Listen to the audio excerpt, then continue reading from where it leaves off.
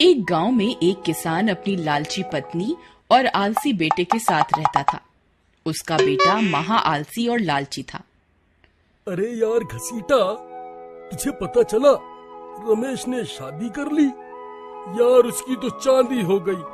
तुझे पता है उसे 20 किल्ले जमीन, 2 बैल और बहुत सारा दहेज मिला है। उसे तो कोई काम धाम करने की जरूरत ही नहीं है। हाँ यार राजेश, काश मुझे भी कोई ऐसी ही बीवी मिल जाए जो खूब सारा दहेज ले आए और मैं पूरी जिंदगी आराम से बैठकर खा सकूं। फिर घसीटा अपने घर वापस आता है।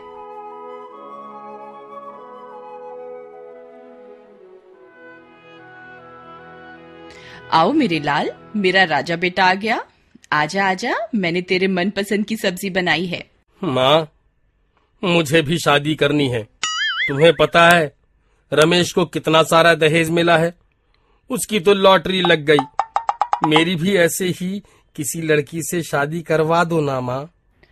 बेटा, मेरा भी यही सपना है कि मेरी बहू बक्सा भर के मेरे लिए सोने के जेवरात लाए। तेरे बाप ने तो मेरा कोई सपना पूरा किया नहीं। क्या पता मेरी होने वाली बहू ही मेरा सपना पूरा कर दे। फिर थोड़े ही दिनों में झूठ और फरेब का सहारा लेकर लालची औरत अपने बेटे की शादी करवा देती है।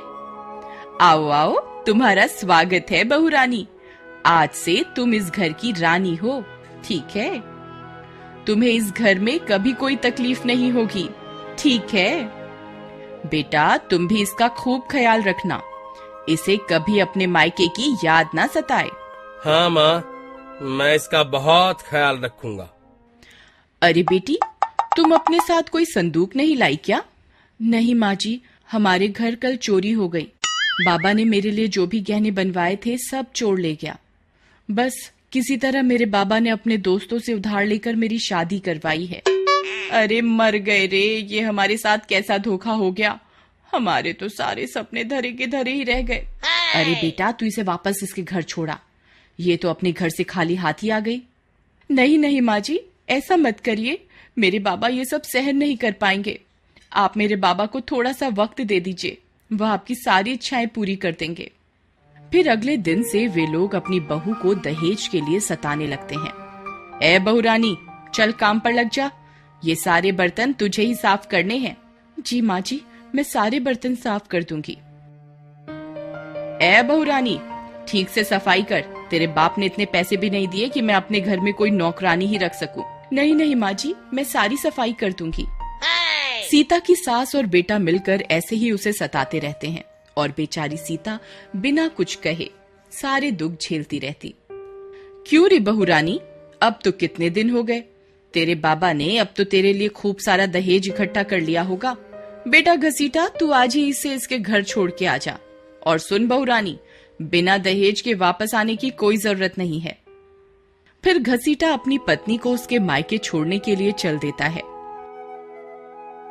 थोड़ी दूर चलने पर वे थक जाते हैं और आराम करने के लिए एक पेड़ के नीचे बैठ जाते हैं। अजी सुनिए, मुझे बहुत प्यास लगी है, थोड़ा सा पानी ला दीजिए।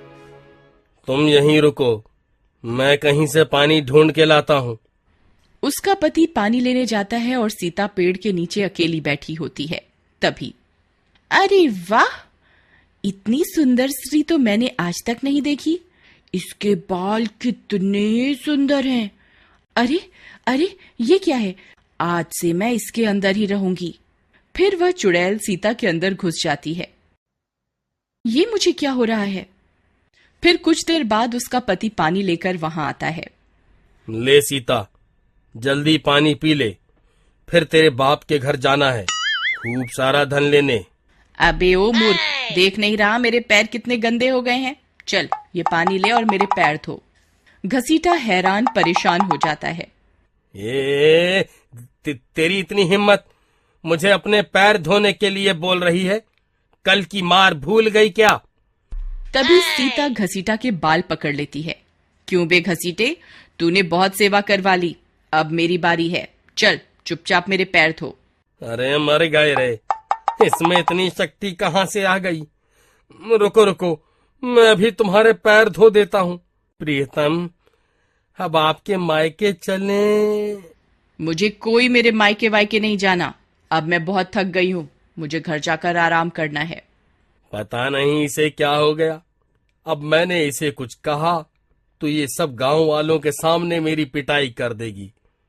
भलाई इसी में है कि अभी घर चलता हूँ, माँ ही इसकी खबर लेगी।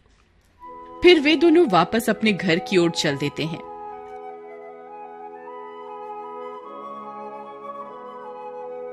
आ गया मेरा राजा बेटा, इतनी जल्दी कैसे आ गए? तुम्हारे हाथ खाली क्यों हैं? इसके बाप ने कोई संदूक नहीं भेजा क्या? ए बुढ़िया, चल मेरे लिए शरबत बना कर ला, मैं बहुत थक गई हूँ। अरे अरे, इसकी हिम्मत तो देखो। ए लड़की, तेरा दिमाग खराब हो गया है क्या? तेरी हिम्मत कैसे हुई मुझसे ऐसे बोलने की? ए बुढ़िया, ज्यादा होशियारी दिखाने की जरूरत नहीं है। जितना बोला है उतना कर, नहीं तो छत से उल्टा टांग दूंगी। अरे मर गए रे मर गए। अरे बेटा, इसे क्या हो गया? ये गई तो गाय बनकर थी, वापस शेरनी बनकर कैसे आ गई? पता नहीं माँ, इसने मुझसे भी अपने पैर धुलवाए थे, मुझे तो कुछ समझ नहीं आ रहा। फिर अगले दिन सीता अपनी सास से घर का सारा काम करवाती है। अरे मर गए रे, ये कैसे हो गया? इतना काम तो मैंने अपनी पूरी जिंदगी में भी नहीं किया था जितना अब करना पड़ रहा है। हे सीता, तेरी इतनी हिम्मत, मेरी माँ से घर का काम करवाएगी? अबे घसीटा, इधर आ, तुझे तो मैं बताती हूँ। अरे मर गए रे माँ, मुझे बचाओ। अरे मर गए रे माँ, मुझे बचाओ। फिर माँ और बेटा दोनों डर के मारे घर से भाग जाते हैं और भागते भागते जंगल पहुँच जाते हैं। अरे मर गए रे माँ, मुझे बचाओ। अरे मर गए रे माँ, मुझे बचाओ। वहाँ उन्हें एक तांत्रिक मिलता है। हे बाबा, हमारी रक्षा करो, मुझे लगता है मेरी बहू पर किसी चुड़ैल का साया है। आप कृपा करके हमारे साथ हमारे घर चलिए। फिर वह तांत्रिक उनके साथ उनके घर जाता है।